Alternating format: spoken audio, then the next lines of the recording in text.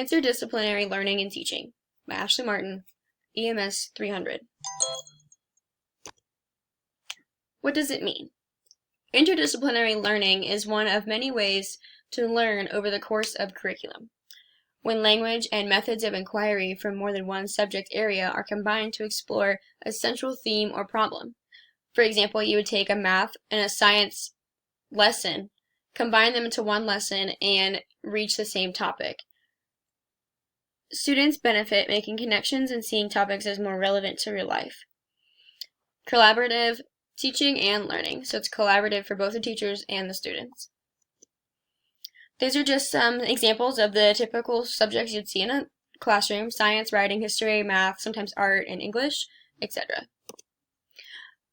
Example, combining the introduction of writing with reading, science, math, and history. In science, you write observations. In math, you write out word problems and solutions. Reading, you're writing summaries on books or stories.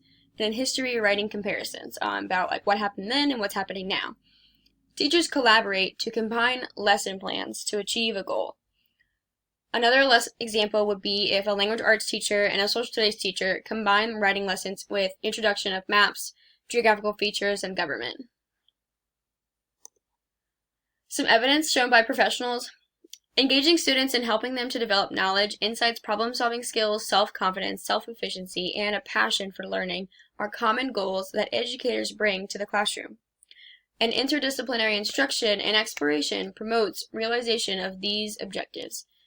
Interdisciplinary instruction fosters advances in cognitive ability, and other educational research has identified a number of distinct educational benefits of interdisciplinary learning, including gains in the ability to recognize bias, think critically, tolerate ambiguity, and acknowledge and appreciate ethical concerns. Interdisciplinary instruction allows us to understand our preconceptions of what is and the framework by which we arrived at what is. It helps students overcome a tendency to maintain preconceived notions. This is important because we don't want students to hear one theory and stick with that theory forever. We want them to be able to expand their mind to different ideas.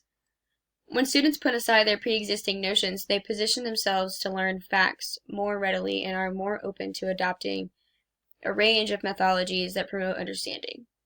Teachers can thus spend more time exploring issues with them that promote significant learning.